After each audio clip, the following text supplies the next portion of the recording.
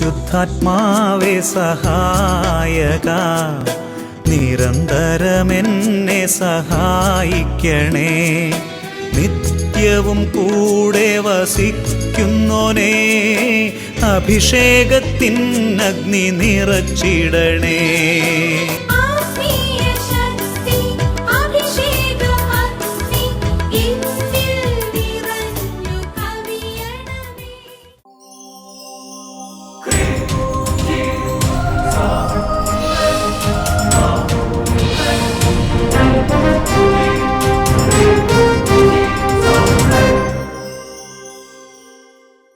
Praise the Lord. Praise the Lord. Hallelujah. Hallelujah. Hallelujah. Hallelujah.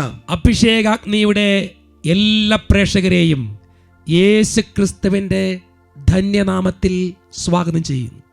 ഒപ്പം ഈ ശുശ്രൂഷയെ സ്നേഹിക്കുകയും ദൈവത്തിൻ്റെ പരിശുദ്ധാത്മാവിൻ്റെ പ്രേരണയനുസരിച്ച് സേവകൻ വട്ടായലച്ചൻ തുടങ്ങി വെച്ച അഭിഷേക അഗ്നി, ആ അച്ഛൻ ഇന്നും നിങ്ങൾക്ക് വേണ്ടി പ്രാർത്ഥിക്കുകയും ഈ ശുശ്രൂഷയെ സ്നേഹിക്കുകയും ചെയ്യുന്നു.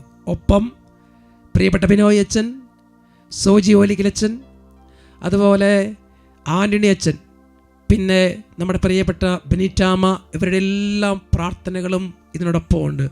അതുപോലെ ധാരാളം ശുശ്രൂഷകർ, അതുപോലെ പേര് പോലും അറിയാത്ത പല രാജ്യങ്ങളിലിരുന്ന് ഈ ശുശ്രൂഷയ്ക്ക് വേണ്ടി പ്രാർത്ഥിക്കുന്ന അനേക ദൈവമക്കൾ, ഇവിടെ എല്ലാം കൂട്ടായ്മയിലാണ് നമ്മൾ ഈ ശുശ്രൂഷ ഇന്ന് ഇവിടെ ഇപ്പോൾ ചെയ്യുന്നത്. പ്രിയപ്പെട്ട സഹോദരങ്ങളെ, ഈ ശുശ്രൂഷ ഇന്ന് നിങ്ങൾ പങ്കുചേർന്ന് പ്രാർത്ഥിക്കുമ്പോൾ ഈ ശുശ്രൂഷയിലൂടെ ദൈവം നിങ്ങൾക്ക് ഏതെങ്കിലും വിധത്തിലുള്ള അനുഗ്രഹം നൽകുന്നുവെങ്കിൽ പ്രിയപ്പെട്ട സഹോദരങ്ങളെ, ഇത് അനേകരുടെ പ്രാർത്ഥനയും ത്യാഗവുമാണ്. ഉപവാസങ്ങൾ, പ്രാർത്ഥനകൾ, അതുപോലെ അവർ എടുക്കുന്ന ഓരോ ചെറിയ ചെറിയ ഉപേക്ഷകൾ, അല്ലെങ്കിൽ ത്യാഗപ്രവൃത്തികൾ, പരിത്യാഗ പ്രവൃത്തികളൊക്കെയാണ്. നമുക്കെല്ലാവരെയും ഓർക്കാം. എല്ലാവരും ഈ ശുശ്രൂഷ പങ്കുചേരുന്ന എല്ലാവരും അനുഗ്രഹം പ്രാപിക്കട്ടെ. നമുക്ക് പരിശുദ്ധാത്മാവിനെ വിളിച്ച് ദൈവത്തിൻ്റെ ശക്തി നമ്മളിലേക്ക് നിറയുന്നതിന് വേണ്ടി പ്രാർത്ഥിക്കാം. ഇപ്പോൾ നമുക്ക് ഒന്ന് എഴുന്നേറ്റ് നിന്ന് ദൈവത്തെ കുറച്ച് സമയം ആരാധിച്ച് പ്രാർത്ഥിക്കുക.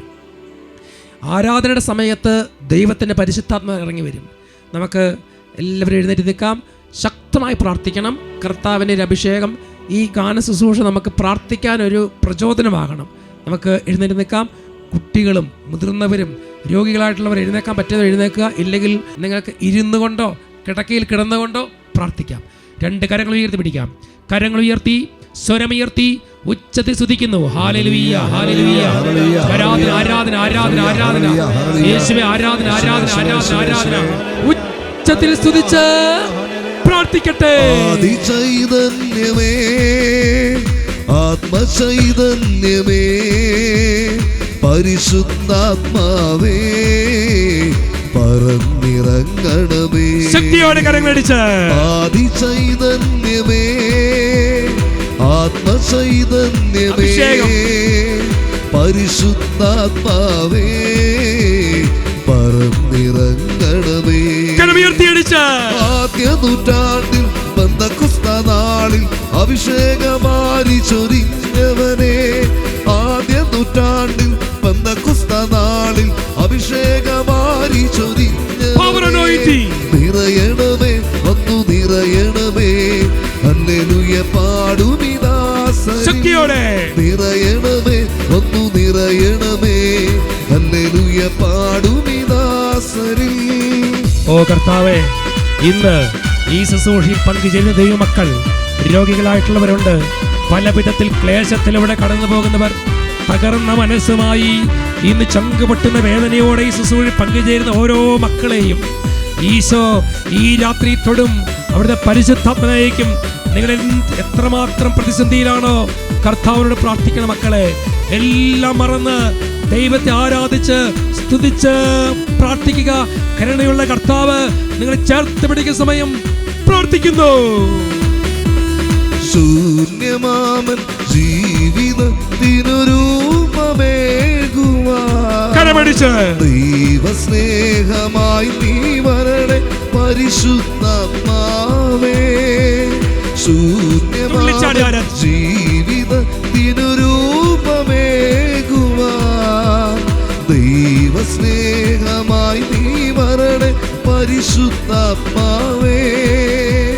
തരിശു നിലമാതടത്തിൽ കുളിർത്തന്നനായി വരണേ. ജീവജലമായി നീ നിറയൂ പരിശുദ്ധാത്മാവേ. ആദ്യ നൂറ്റാണ്ടിൽ പെന്തക്കോസ്ത നാളിൽ അഭിഷേകമാരി ചൊരിഞ്ഞവനെ. ആദ്യ നൂറ്റാണ്ടിൽ പെന്തക്കോസ്ത നാളിൽ അഭിഷേകമാരി ചൊരിഞ്ഞു. നിറയണമേ, വന്നു നിറയണമേ. ഹല്ലേലൂയ പാടുവിദാസരിൽ. ആരാധന ആരാധന ആരാധന ആരാധന ആരാധന ആരാധന ആരാധന ആരാധന. പരിശുദ്ധാത്മാവേ പരിശുദ്ധാത്മാവേ പരിശുദ്ധാത്മാവേ, ശക്തമായ അഭിഷേകം നിറയട്ടെ. ഈശോയുടെ പരിശുദ്ധ നാമത്തിൽ പ്രാർത്ഥിക്കുന്നു. ദൈവജനത്തിന് സങ്കടങ്ങൾ ഏറ്റെടുക്കണമേ. ഹാല ഹാല ഹാല ഹാല ഹാല ഹാല ഹാല. സ്വരമുയർത്തി ഉച്ചത്തിൽ വിളിക്കുന്നു, പരിശുദ്ധാത്മാവേ പരിശുദ്ധാത്മാവേ. അത്ഭുത ശക്തി പരിശുദ്ധാത്മാവേ, ഞങ്ങളിൽ നിറയണമേ. പ്രാർത്ഥിക്കുന്നു, കവിയണമേ, കവിഞ്ഞൊഴുകണമേ, കവിഞ്ഞൊഴുകണമേ. കരങ്ങൾ കൂപ്പി കണ്ണുകളടച്ച്, പരിശുദ്ധാത്മാവേ ഞങ്ങൾ ഓരോരുത്തരെയും തൊട്ട് അനുഗ്രഹിക്കണം. ഞങ്ങളെല്ലാ പ്രശ്നങ്ങളിലും അവിടുന്ന് ഇടപെടണം. ഇന്ന് ഞങ്ങൾക്ക് ഒരു വിടുതലിൻ്റെ രാത്രിയായി മാറണം. ഇന്ന് ഞങ്ങൾക്ക് ഒരു വിടുതലിൻ്റെ ദിവസമായി മാറണം എന്ന് ഞങ്ങൾ പ്രാർത്ഥിക്കുന്നു. കർത്താവേ, അവിടുത്തെ സാന്നിധ്യം ഞങ്ങൾക്ക് ഓരോരുത്തർക്കും നൽകണമേ. എല്ലാ ബാലികാ ബാലന്മാർ, യുവതീ യുവാക്കന്മാർ, കൈക്കുഞ്ഞുങ്ങൾ, മുതിർന്നവർ, രോഗികൾ എല്ലാവരും പരിശുദ്ധാത്മാവിനാൽ അഭിഷേകം പ്രാപിക്കട്ടെ. ആമേൻ ആമേൻ. ഹല്ലേലൂയ ഹല്ലേലൂയ ഹല്ലേലൂയ ഹല്ലേലൂയ. യേശുവേ നന്ദി, യേശുവേ നന്ദി, യേശുവേ ആരാധന, യേശുവേ ആരാധന. ഹല്ലേലൂയ ഹല്ലേലൂയ. ശാന്തമായി കസാരകളിൽ ഇരിക്കാം. നിങ്ങൾക്ക് പറ്റുന്ന പോലെയൊക്കെ നന്നായിട്ട് വചനം കേൾക്കാൻ നിങ്ങൾക്ക് പറ്റുന്ന ഒരു സ്ഥലത്ത് ഇരുന്ന് സ്വസ്ഥമായി മറ്റെല്ലാ പ്രവർത്തികളും മാറ്റിവെച്ച് കുറച്ച് സമയം വചനം കേൾക്കാൻ വേണ്ടി ഒരുങ്ങാം. Hallelujah hallelujah. വചന ശുശ്രൂഷയിലേക്ക് പ്രവേശിക്കുന്നതിന് മുമ്പ് ഇതുപോലെയുള്ള ശുശ്രൂഷയിൽ പങ്കുചേർന്ന് പ്രാർത്ഥിക്കുമ്പോൾ ദൈവം കൊടുത്ത അനുഗ്രഹം, നമുക്ക് ഒരാളുടെ ജോർജ് എന്ന് പറഞ്ഞ ചേട്ടൻ കോയമ്പത്തൂരിൽ നിന്നാണ്. ആ ചേട്ടന് കിട്ടിയൊരു അനുഗ്രഹം ഇപ്പം നമുക്ക് സാക്ഷ്യപ്പെടുത്തും. നമുക്ക് ശ്രദ്ധിക്കാം. ജോർജ്, ഞാൻ കോയമ്പത്തൂർ രാമനാഥപുരം രൂപത കാരമട ഗുഡ് ഷെപ്പേർഡ് ഇടവക എന്നിവരുമാണ്. ഞാൻ 2020 ഞങ്ങളുടെ കുടുംബത്തിന് കിട്ടിയ ഒരു വലിയ അനുഗ്രഹത്തിനെ പറ്റി ഇവിടെ സാക്ഷി പറയാനാണ്.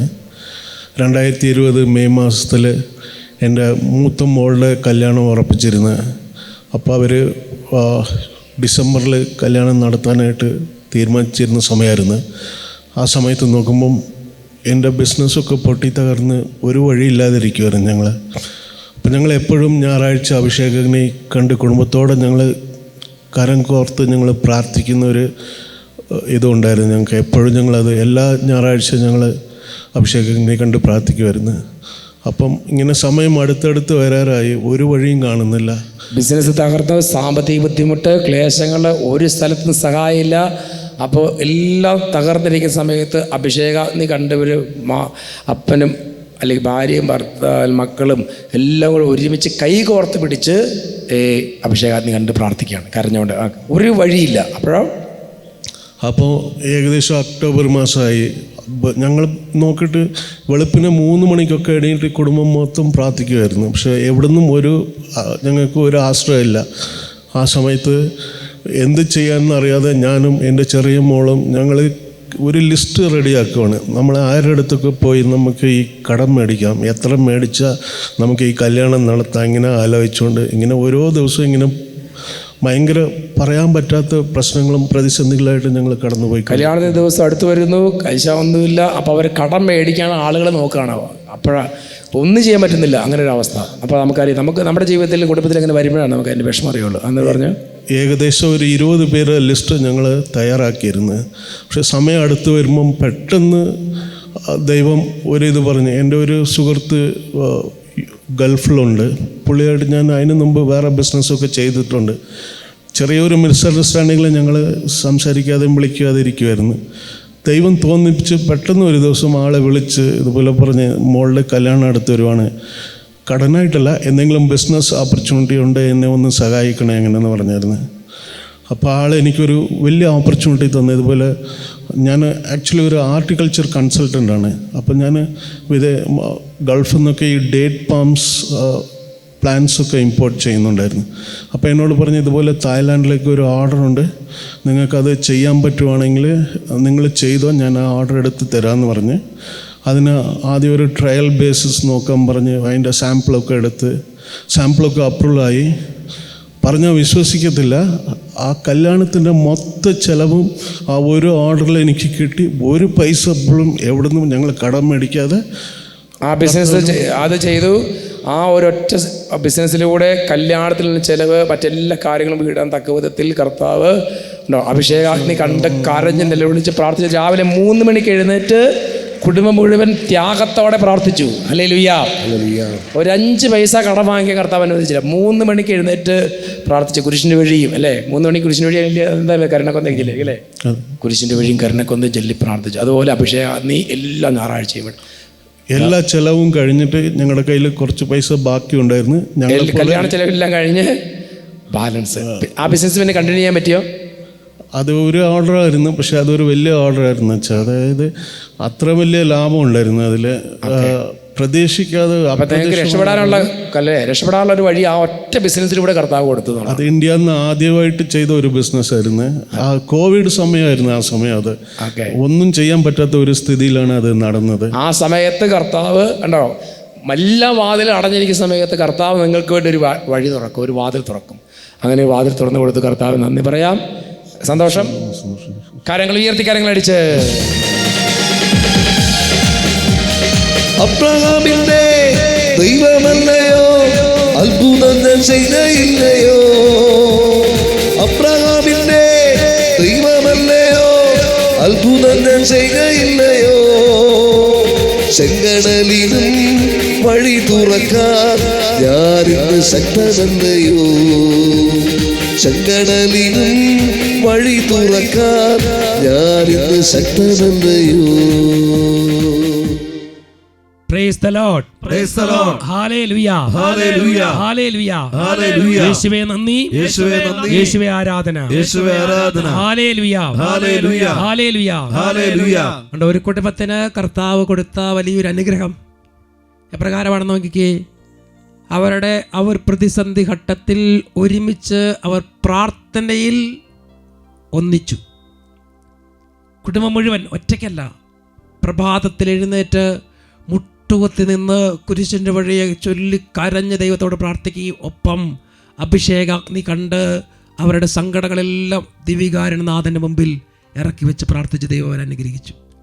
പ്രിയപ്പെട്ട സഹോദരങ്ങളെ, ഇതുപോലെ ഇന്ന് ദൈവം നിങ്ങളെ അനുഗ്രഹിക്കും. നമുക്ക് കുറച്ച് സമയം വചനം ശ്രവിക്കാം. ഇന്ന് നമ്മൾ ചിന്തിക്കുന്ന വിഷയം ഇപ്രകാരമാണ്: വിലക്കപ്പെട്ട കനി പറിക്കരുത്. പ്രത്യേകിച്ച് ക്രൈസ്തവരായ നമ്മളെ സംബന്ധിച്ചത് നമുക്ക് വിശുദ്ധ ഗ്രന്ഥത്തിലെ വചനങ്ങൾ അനുസരിക്കണം, ദൈവകൽപ്പനകൾ അനുസരിക്കണം. അതുപോലെ നാം ഒരു രാജ്യത്ത് വസിക്കുകയാണെങ്കിൽ ആ രാജ്യത്തിൻ്റെ നിയമങ്ങൾ അനുസരിക്കാൻ നാം ബാധ്യസ്ഥരാണ്. പ്രിയപ്പെട്ട സഹോദരങ്ങളെ, ദൈവമായ കർത്താവ് ഏദൻ തോട്ടം നിർമ്മിച്ച് അവിടെ മനുഷ്യരെ സൃഷ്ടിച്ച് അവരെ ഏൽപ്പിച്ചു കൊടുക്കുകയാണ്. ഏൽപ്പിച്ചു കൊടുക്കുമ്പോൾ ദൈവമായ കർത്താവ് അവരോട് പറഞ്ഞൊരു വാക്കുണ്ട്: നിനക്ക് തോട്ടത്തിലെ എല്ലാ വൃക്ഷത്തിൽ നിന്ന് കനികൾ പറിക്കാം, എന്നാൽ തോട്ടത്തിൻ്റെ നടുവിൽ നിൽക്കുന്ന വൃക്ഷത്തിൽ നിന്ന് നീ കനി പറിക്കരുത്. അതൊരേ ഒരു നിയമം. എന്നാൽ സാത്താൻ പാമ്പിൻ്റെ രൂപത്തിൽ വന്ന് ഹവ്വായെ പ്രലോഭിപ്പിച്ച് ഈ പഴം പറിപ്പിക്കും. ഉൽപ്പത്തി പുസ്തകം 3-ാം അധ്യായം 3-ാമത്തെ തിരുലിഖിതം: എന്നാൽ തോട്ടത്തിൻ്റെ നടുവിലുള്ള മരത്തിൻ്റെ പഴം ഭക്ഷിക്കുകയോ തൊടുക പോലും അരുത്, ഭക്ഷിച്ചാൽ നിങ്ങൾ മരിക്കും എന്ന് ദൈവം പറഞ്ഞിട്ടുണ്ട്. അപ്പോൾ എന്ത് ചെയ്തു?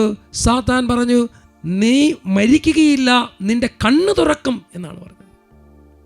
നിന്റെ കണ്ണ് തുറക്കും. പ്രിയപ്പെട്ട സഹോദരങ്ങളെ, ഉൽപ്പത്തി പുസ്തകം 3-ാം അധ്യായം 5-ാമത്തെ തിരുലിഖിതം, അത് തിന്നുന്ന ദിവസം നിന്റെ കണ്ണ് തുറക്കുമെന്നും നന്മയും തിന്മയും അറിഞ്ഞ് നിങ്ങൾ ദൈവത്തെ പോലെ ആകുമെന്നും ദൈവത്തിനറിയാം, അതുകൊണ്ടാണ് നിങ്ങളോടത് പറിക്കരുതെന്ന് ദൈവം പറഞ്ഞത്. പ്രിയപ്പെട്ട സഹോദരങ്ങളെ, അങ്ങനെ സാത്താൻ്റെ വാക്ക് കേട്ട് എന്ത് ചെയ്തു? ഹൗവ ആ കനി പറിച്ചു. ഇന്ന് പ്രിയപ്പെട്ട സഹോദരങ്ങളെ, നമ്മളുടെ ജീവിതത്തിൽ ഇതുപോലെ പല നിയമങ്ങളുണ്ട്. മദ്യപിക്കരുത്, വ്യഭിചാരം ചെയ്യരുത്, സ്വയംഭോഗം ചെയ്യരുത്, മോഷ്ടിക്കരുത്, കള്ളസാക്ഷ്യം പറയരുത്, അതുപോലെ മറ്റുള്ളവരെ സ്നേഹിക്കുക, ക്രൂരത ചെയ്യരുത്, വഞ്ചന ചെയ്യരുത്, കൊലപാതകം ചെയ്യരുത്, മദ്യവും മയക്കുമരുന്ന് വെക്കരുത്, അത് കൊടുക്കരുത്. ഇതെല്ലാം നിയമങ്ങളാണ്. ഇത് ചെയ്യണോ വേണ്ടയോ എന്ന് തീരുമാനിക്കുന്ന നാം ഓരോരുത്തരുമാണ്. പ്രിയപ്പെട്ട സഹോദരങ്ങളെ, ഈ കനി പറിച്ച് കഴിഞ്ഞാലുള്ള കുഴപ്പം എന്താ? പിന്നെ ദൈവത്തിൻ്റെ അടുക്കൽ നമ്മൾ മാറിപ്പോകും. പിന്നെ പ്രാർത്ഥിക്കാൻ പറ്റില്ല, ദൈവത്തെ വിളിക്കാൻ പറ്റില്ല, ദൈവത്തോട് അപേക്ഷിക്കാൻ പറ്റില്ല. അങ്ങനെ ഒരുമിച്ച് കൈകോർത്ത് പിടിച്ച് എല്ലാ സായങ്കാലവും അവർ നടക്കുമായിരുന്നു, ദൈവവും മനുഷ്യരും, ആദവും. എന്നാൽ ആ സായങ്കാലം ദൈവം ഇറങ്ങി വന്നപ്പോൾ അവരെ കണ്ടില്ല. വെയിലാറിയപ്പോൾ ദൈവം തോട്ടത്തിൽ ഇറങ്ങി വരും. ഉൽപ്പത്തി പുസ്തകം 3-ാം അധ്യായം 8-ാമത്തെ തിരുലിഖിതം, വെയിലാറിയപ്പോൾ ദൈവമായ കർത്താവ് തോട്ടത്തിൽ ഉലാത്തുന്നതിൻ്റെ ശബ്ദം അവർ കേട്ടു. പുരുഷനും ഭാര്യയും അവിടുത്തെ മുമ്പിൽ നിന്ന് മാറി തോട്ടത്തിലെ മരങ്ങൾക്കിടയിൽ ഒളിച്ചു. ഇന്ന് പലപ്പോഴും ദൈവസന്നിധിയിലേക്ക് കടന്നു വരാതെ നാം എല്ലാം മാറി മാറി പ്രാർത്ഥനയില്ല, പള്ളി വേണ്ട, കുർബാന വേണ്ട, വചനം വേണ്ട എന്ന് പറഞ്ഞ് ദൈവജനം ദൈവത്തെ ഉപേക്ഷിച്ചോടിപ്പോകുന്നുണ്ടെങ്കിൽ പ്രിയപ്പെട്ട സഹോദരങ്ങളെ, വിലക്കപ്പെട്ട കനികൾ നിങ്ങൾ ഓരോരുത്തരും ഏതെങ്കിലും സാഹചര്യത്തിൽ പറിച്ചു. ഏത് കനിയാണ് പറിച്ചതെന്ന് ഓരോരുത്തരും ചിന്തിക്കുക. ദൈവമായ കർത്താവ് മനുഷ്യനെ കാണാത്തപ്പോൾ അപ്പോൾ അവരെ വിളിക്കുകയാണ്, ആദം, ആദം, നീ എവിടെ? നീ എവിടെ? അവർ മിണ്ടിയില്ല. അവൻ പുരുഷനെ ഉച്ചത്തിൽ വിളിക്കും. ഉൽപ്പത്തി പുസ്തകം 3:9 അവിടുന്ന് പുരുഷനെ വിളിച്ച് ചോദിച്ചു, നീ എവിടെയാണ്? അപ്പോഴെന്താ മറുപടി പറഞ്ഞത്? ഉൽപ്പത്തി 3:10 അവൻ മറുപടി പറഞ്ഞു, തോട്ടത്തിൽ അവിടുത്തെ ശബ്ദം ഞാൻ കേട്ടു, ഞാൻ നഗ്നനായത് കൊണ്ട് ഭയന്ന് വിളിച്ചതാണ്. ഉൽപ്പത്തി 3:11 നീ നഗ്നനാണെന്ന് നിന്നോട് ആര് പറഞ്ഞു? തിന്നരുതെന്ന് ഞാൻ കൽപ്പിച്ച വൃക്ഷത്തിൻ്റെ പഴം നീ തിന്നോ? പ്രിയപ്പെട്ട സഹോദരങ്ങളെ, അവന് വാക്കുകളില്ല, അവന് ഒന്നും മിണ്ടാൻ പറ്റുന്നില്ല. ദൈവമായ കർത്താവ് അപ്പോൾ തന്നെ പറയുകയാണ്, ഉൽപ്പത്തി 3:17 ആദത്തോട് അവിടുന്ന് പറഞ്ഞു, തിന്നരുതെന്ന് ഞാൻ പറഞ്ഞ പഴം സ്ത്രീയുടെ വാക്ക് കേട്ട് നീ തിന്നതുകൊണ്ട് നീ മൂലം മണ്ണ് ശപിക്കപ്പെട്ടതായിരിക്കും. ആയുഷ്കാലം മുഴുവൻ കഠിനാധ്വാനം കൊണ്ട് നീ അതിൽ നിന്ന് കാലയാപനം ചെയ്യും. പ്രിയപ്പെട്ട സഹോദരങ്ങളെ, ഇന്ന് പലപ്പോഴും ദൈവജനം തകർന്ന് നശിക്കുന്നതിൻ്റെ ഒരേ ഒരു കാരണം വിലക്കപ്പെട്ട കനികൾ നീ പറിച്ചത് കൊണ്ടാണ്. വിലക്കപ്പെട്ട കനികൾ പറിക്കുമ്പോൾ പ്രിയപ്പെട്ട സഹോദരങ്ങളെ, ദൈവത്തിൽ നിന്ന് നമ്മൾ അകന്നു പോകും, ദൈവത്തോട് പ്രാർത്ഥിക്കാൻ പറ്റില്ല. അങ്ങനെ നമ്മൾ ശൂന്യനായി തീരും. എഫെസോസ്യരുടെ ലേഖനത്തിൽ 5-ാം അധ്യായം 6-ാമത്തെ തിരുലിഖിതം, ആരും അർത്ഥശൂന്യമായ വാക്കുകൾ കൊണ്ട് നിങ്ങൾ വഞ്ചിക്കാതിരിക്കട്ടെ, ഇവ മൂലം അനുസരണമില്ലാത്ത മക്കളുടെ മേൽ ദൈവത്തിൻ്റെ ക്രോധം നിബദിക്കുന്നു. അതുകൊണ്ട് ദൈവത്തിൻ്റെ ക്രോധം നിബദിക്കുന്നത് ആരുടെ മേലെയാ? അനുസരിക്കാത്തവരുടെ മേൽ. ഈ ലോകത്തിൽ താൻ തൻ്റേതായ രീതിയിൽ ദൈവത്തിനോ മനുഷ്യർക്കോ വിധേയപ്പെടാതെ, ദൈവകൽപ്പനകൾക്കും ദൈവവചനത്തിനും വിധേയപ്പെടാതെ സ്വന്തം തീരുമാനത്തിൽ താൻ പോരിമഭാവത്തിൽ ജീവിക്കുന്നവരിലാണ് ദൈവത്തിൻ്റെ ക്രോധം വന്ന് വീഴുന്നത്, അല്ലേ? ഒരു ക്രോധവും ആദത്തിനോടും ഹവ്വായോടും ദൈവത്തിന് ഒരു പകയോ പ്രതികാരവും ഉണ്ടായിരുന്നില്ല. കോപത്തിനൊരു ലാഞ്ചന പോലും ഇല്ല. പിന്നെ എന്തുകൊണ്ട് ദൈവം കോപിച്ചു? ദൈവമായ കർത്താവ് അവരോട് പറഞ്ഞ കൽപ്പന അവർ ലംഘിച്ചു. വിലക്കപ്പെട്ട കനി അവർ പറിച്ചു. പ്രിയപ്പെട്ട സഹോദരങ്ങളെ, ഇന്ന് ലോകത്തിൽ സാത്താൻ്റെ അതിപ്രസരമാണ്. ദൈവകൽപ്പനകൾ ലംഘിക്കാനും ദൈവത്തെ മറന്ന് ജീവിക്കാനും അവൻ നിന്നെ പ്രേരിപ്പിക്കും. അപ്പം നമ്മൾ എന്ത് ചെയ്യും? നാം കാട്ടുമുന്തിരിയായി തീരും. ജെറമ്യാ പ്രവചനത്തിൽ 2-ാം അധ്യായം 21-ാമത്തെ ലിഖിതം, ജെറമ്യാ പ്രവചനം 2:21, തിരഞ്ഞെടുക്കപ്പെട്ട വിശിഷ്ട മുന്തിരിച്ചെടിയായിട്ടാണ് ഞാൻ നിന്നെ നട്ടത്, പിന്നെ എങ്ങനെ നീ ദുഷിച്ച് കാട്ടുമുന്തിരിയായി തീർന്നു. അപ്പം ദൈവം നമ്മളെ സൃഷ്ടിച്ചത് പളുങ്ക് പാത്രം പോലെ വിശുദ്ധിയുള്ളവരായിട്ടാണ് നമ്മൾ സൃഷ്ടിച്ചത്. പിന്നെ എന്തുകൊണ്ട് നാം നശിച്ചു പോകുന്നു? കുടുംബം തകരുന്നു, വ്യക്തികൾ തകരുന്നു, ദേശങ്ങൾ തകരുന്നു, ഇടവക തകരുന്നു. എന്തുകൊണ്ടാ? തിരഞ്ഞെടുക്കപ്പെട്ടവരായ നാം ഓരോരുത്തരും എന്ത് ചെയ്തു? ദൈവം തിരഞ്ഞെടുക്കപ്പെട്ട് ദൈവം സൃഷ്ടിച്ച് രൂപപ്പെടുത്തി ഈ ഭൂമിയിലേക്ക് അയച്ച നാം നമ്മളുടെ ഇഷ്ടത്തിന് കനികൾ പറിച്ചു, വിലക്കപ്പെട്ട കനികൾ പറിച്ചു. അപ്പോൾ കാട്ടുമുന്തിരിയായി തീർന്നു. പ്രിയപ്പെട്ട സഹോദരങ്ങളെ, ഞാൻ ഇത് പറയുമ്പോൾ ഒരു വിശുദ്ധൻ്റെ കാര്യം ഓർക്കുകയാണ്. 11-ാം നൂറ്റാണ്ടിലാണ് അദ്ദേഹത്തിൻ്റെ ജന്മം. ജീവിച്ചിരിക്കുന്ന സ്ഥലത്ത് ചെറുപ്പത്തിൽ തന്നെ ഈ കുട്ടി നന്നായിട്ട് പ്രാർത്ഥിക്കുന്ന ഒരു കുട്ടിയായിരുന്നു. നിക്കിത്താസ് എന്നാണ് ആ കൊച്ചിൻ്റെ പേര്, നിക്കിത്താസ്. ചെറുപ്പത്തിൽ തന്നെ ഈശോയോടുള്ള സ്നേഹത്തെ പ്രതി സന്യാസം ആശ്ലേഷിക്കുകയാണ്. അങ്ങനെ അവനൊരു മോണസ്ട്രിയിൽ ചേരും.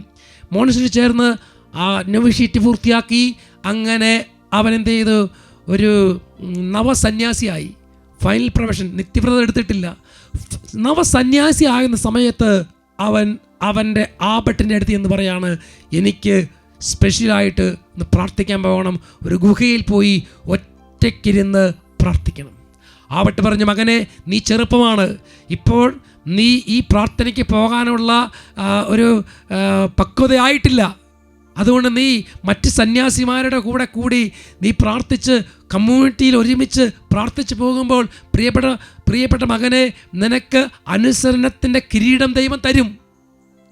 അപ്പോൾ ആ കൊച്ചു സന്യാസി ആവട്ടനോട് പറഞ്ഞു, എൻ്റെ ഉള്ളിൽ പരിശുദ്ധാത്മ തരുന്ന പ്രേരണ എന്നോട് ഒറ്റയ്ക്ക് പോയി പ്രാർത്ഥിക്കാനാണ്, എനിക്ക് പ്രാർത്ഥിക്കണം.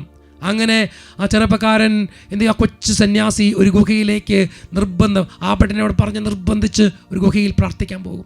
അങ്ങനെ പ്രാർത്ഥിക്കുമ്പോൾ ആദ്യമൊക്കെ പ്രാർത്ഥിക്കുമ്പോൾ ഇത് സുഗന്ധം വരുന്നു, വലിയ അഭിഷേകമൊക്കെ അദ്ദേഹം തോന്നണം. അവൻ നിർത്താതെ പ്രാർത്ഥന, ഉപവാസം, ത്യാഗം, പരിത്യാഗം അങ്ങനെ ആ ഗുഹയിൽ ചെയ്തുകൊണ്ടിരുന്നു. കുറേ ദിവസങ്ങൾ നാളുകൾ കഴിയുമ്പോൾ ഈ ചെറുപ്പക്കാരൻ ഇങ്ങനെ പ്രാർത്ഥിക്കുന്ന സമയത്ത് വേറൊരാൾ കൂടെ ഇരുന്ന് പ്രാർത്ഥിക്കുന്ന സ്വരം കേൾക്കുകയാണ്. അപ്പോൾ അവന് സന്തോഷമായി. അവന് സന്തോഷം, ഇതാ ഞാൻ പ്രാർത്ഥിക്കുമ്പോൾ എൻ്റെ കൂടെ ദൈവദൂതൻ ഇറങ്ങിയിരുന്ന് പ്രാർത്ഥിക്കുന്നു. അവൻ അഹങ്കാരിയായി, അവൻ താൻപര്യമായി, അവൻ അഹങ്കാരത്തോടെ എൻ്റെ കൂടെ ദൈവം ഇതാ പ്രാർത്ഥിക്കാൻ ആളെ വിട്ടിരിക്കുന്നു. പക്ഷേ പ്രിയപ്പെട്ട സഹോദരങ്ങളെ, അത് ദൈവദൂതനല്ലായിരുന്നു, ഒരു പിശാചായിരുന്നു. മാലാഖയാണെന്ന് വിചാരിച്ചു, എന്നാൽ പിശാചായിരുന്നു.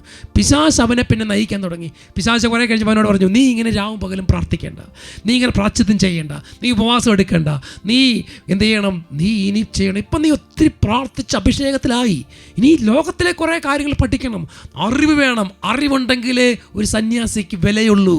അങ്ങനെ അവൻ എന്ത് ചെയ്തു?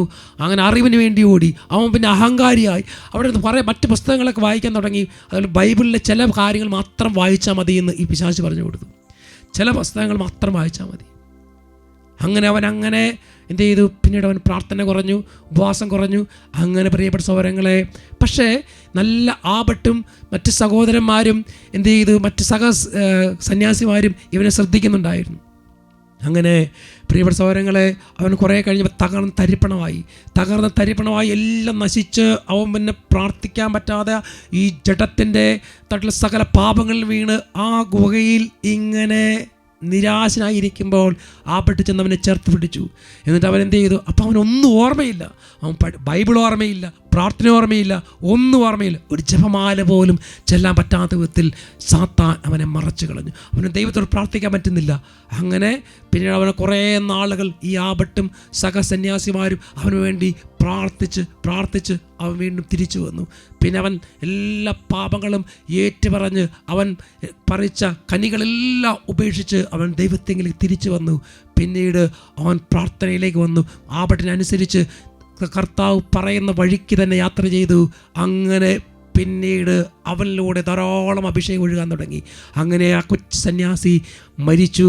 അവനൊരു വിശുദ്ധനായി തീർന്നു. ആ വിശുദ്ധനാണ് വിശുദ്ധ നിക്കിത്താസ്. ക്രൂവിലെ വിശുദ്ധ നിക്കിത്താസ്. അതുകൊണ്ട് പ്രിയപ്പെട്ട സഹോദരങ്ങളെ, ദൈവം നമ്മളെ ഓരോരുത്തരോടും ഓരോ ജീവവും തരുമ്പോൾ അവിടെ നമുക്ക് ചില നിയമങ്ങളും കൽപ്പനകളും ഉണ്ട്. അതനുസരിച്ച് പോയാൽ നമുക്ക് വിശുദ്ധിയും കൃപയും, നമ്മുടെ കുടുംബത്തിന് അനുഗ്രഹം, ജീവിതത്തിന് അനുഗ്രഹം. യേശയ്യാ പ്രവചനത്തിൽ 8-ാം അധ്യായം 15-ാമത്തെ ലിഖിതം, അനേകർ അതിന്മേൽ തട്ടി വീണു തകർന്നു പോവുകയും കെണിയിൽ കുരുങ്ങി പിടിക്കപ്പെടുകയും ചെയ്തു. ഹല്ലേലൂയ. അപ്പോൾ ഈ ഒരു മേഖല നമ്മൾ ചെയ്യും പ്രിയപ്പെട്ട സഹോദരങ്ങളെ, നമ്മൾ തട്ടി വീഴും. ദൈവത്തിൻ്റെ കൽപ്പന അനുസരിച്ച് വിലക്കപ്പെട്ട കനികൾ പറിച്ചു നടന്നാൽ നമ്മൾ തട്ടി വീഴും, പിന്നെ നമ്മൾ പിടിക്കപ്പെടും, നശിക്കും. അതുകൊണ്ട് പ്രിയപ്പെട്ട സഹോദരങ്ങളെ, കർത്താവായ ഈശോ മിശിഹാ ശിഷ്യനോട് പറഞ്ഞത് ലൂക്കായുടെ സുവിശേഷത്തിൽ 17-ാം അധ്യായം 1-ാമത്തെ തിരുലിഖിതം, അവൻ ശിഷ്യരോട് പറഞ്ഞു, ദുഷ്പ്രേരണകൾ ഉണ്ടാകാതിരിക്കുക അസാധ്യം, എന്നാൽ ആരുമൂലം അവ ഉണ്ടാകുന്നുവോ അവന് ദുരിതം. അപ്പോൾ ഈ ലോകത്തിൽ ഒരാൾ കുടുംബജീവിതം നയിക്കുമ്പോൾ, സന്യാസ ജീവിതം നയിക്കുമ്പോൾ, അല്ലെങ്കിൽ മറ്റേതെങ്കിലും വിശുദ്ധ ജീവിതം നയിക്കുമ്പോൾ അവനെ പ്രലോഭിപ്പിക്കാൻ ധാരാളം പേരുണ്ട്. അതൊന്നും കുഴപ്പമില്ല, അത് ചെയ്തോ. വിലക്കപ്പെട്ട കനികൾ പറിച്ചു തിന്നാൻ നമ്മളെ ചിലപ്പോൾ പ്രേരിപ്പിക്കും. അതൊന്നും സാരമില്ല, ഇതൊരു ദിവസമല്ലേ, 2 ദിവസമല്ലേ, എല്ലായ്പ്പോഴും ഞാൻ ചെയ്യുന്നില്ലേ, നീ കുറേ പ്രാർത്ഥിച്ചില്ലേ, ഇനി പ്രാർത്ഥിക്കേണ്ട, നീ കുറേ വിശുദ്ധ പങ്കുചേർന്നില്ല, ഇനി കുർബാനയിൽ പങ്കുചേരണ്ട. ഇങ്ങനെയൊക്കെ പലരും ഉപദേശിക്കാനുണ്ടാകും പ്രിയപ്പെട്ട സഹോദരങ്ങളെ. അപ്പോൾ അവരുടെ പ്രേരണയ്ക്ക് നീ വശപ്പെടരുത്, അവരുടെ പ്രേരണയ്ക്ക് നീ ചെവി കൊടുക്കരുത്, അവരുടെ വാക്കുകൾക്ക് നീ ചെവി കൊടുക്കരുത്. എന്ത് ചെയ്യണം? ദൈവമായ കർത്താവ് നമുക്ക് നൽകിയിരിക്കുന്ന കൽപ്പനകളും ചട്ടങ്ങളും നിയമങ്ങളും നീ പാലിക്കുക. വിലക്കപ്പെട്ടതാണെങ്കിൽ അത് നീ ചെയ്യരുത്. നീയും നിൻ്റെ കുടുംബവും അനുഗ്രഹം പ്രാപിക്കുവാൻ നിനക്കാഗ്രഹമുണ്ടെങ്കിൽ പ്രിയപ്പെട്ട സഹോദരങ്ങളെ, ദൈവമായ കർത്താവ് പറഞ്ഞ വഴിയെ യാത്ര ചെയ്യുക, അതിനെ മുറുകെ പിടിക്കുക. അപ്പോൾ കർത്താവ് നിങ്ങളെ അനുഗ്രഹിക്കും. നമുക്ക് ഈ രാത്രി പ്രാർത്ഥിക്കാം. ദൈവമായ കർത്താവ് നമ്മളെ അനുഗ്രഹിക്കട്ടെ. തുടർന്ന് നമ്മൾ ആരാധന പ്രാർത്ഥിക്കുമ്പോൾ, കർത്താവെ, മരിക്കുന്നോടം വരെയും കർത്താവിൻ്റെ കൽപ്പനകൾ പാലിച്ചും വിലക്കപ്പെട്ടത് ചെയ്യാതെ കർത്താവ് പറഞ്ഞത് മാത്രം ചെയ്യാൻ എന്നെ അനുവദിക്കണമേ എന്ന് നമുക്ക് പ്രാർത്ഥിക്കാം.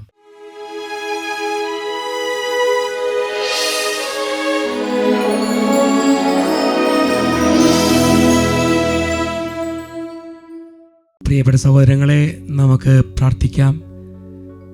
നമ്മൾ ഓരോരുത്തരെയും വിശദീകരണമാണ് ദൈവം ആഗ്രഹിക്കുന്നത്. കുറവുകളും ബലഹീനതകളൊക്കെ നമുക്കുണ്ടാകാം, എന്നാൽ അപ്പോൾ നമ്മൾ ഓടി ദൈവത്തിങ്കിലേക്ക് വരണം. കർത്താവിന് സന്നിധിയിൽ ഒരിക്കലും അകന്നു പോകരുത്, മാറി ഒളിക്കരുത്. കർത്താവെ, തെറ്റിപ്പോയി എന്ന് അവിടുത്തെ ഏറ്റു പറയാൻ നമ്മൾ കഴിയണം. തെറ്റിപ്പോയെന്ന് അവിടുത്തോട് പറയാൻ നമുക്ക് കഴിയണം. നമുക്ക് പ്രാർത്ഥിക്കാം. 2 കരങ്ങൾ ഉയർത്തിപ്പിടിക്കാം. ഒപ്പം നിങ്ങളുടെ രോഗങ്ങളും പീഡകളും അസ്വസ്ഥതകളും നിങ്ങളുടെ പ്രാർത്ഥനകളും ആവശ്യങ്ങളെല്ലാം സമർപ്പിക്കാം. നിങ്ങളെല്ലാ നിയോഗങ്ങളും സമർപ്പിക്കാം. ഒപ്പം നമുക്ക് പ്രാർത്ഥിക്കണം. കർത്താവെ, ഞങ്ങളെയും ഞങ്ങളുടെ കുടുംബത്തെയും വിശദീകരിച്ച് അവിടുത്തെ മക്കളാക്കി മാറ്റണമെന്ന് പ്രാർത്ഥിക്കാം. കരങ്ങൾ ഉയർത്തി ഉറക്കെ സ്തുതിക്കുന്നു. ഹല്ലേലൂയ, ഹല്ലേലൂയ, ഹല്ലേലൂയ, ഹല്ലേലൂയ, ഹല്ലേലൂയ, ഹല്ലേലൂയ, ഹല്ലേലൂയ, ഹല്ലേലൂയ. സ്തുതിച്ച് പ്രാർത്ഥിക്കുന്നു. വിശുദ്ധീകരിച്ചിടണേ ദൈവമേ, വിശുദ്ധീകരിച്ചിടണേ, വിശുദ്ധീകരിച്ചിടണേ ദൈവമേ, വിശുദ്ധീകരിച്ചിടണേ. എൻ ദേഹവും ആത്മാവും മാനസവും പൂർണ്ണമായി പവിത്ര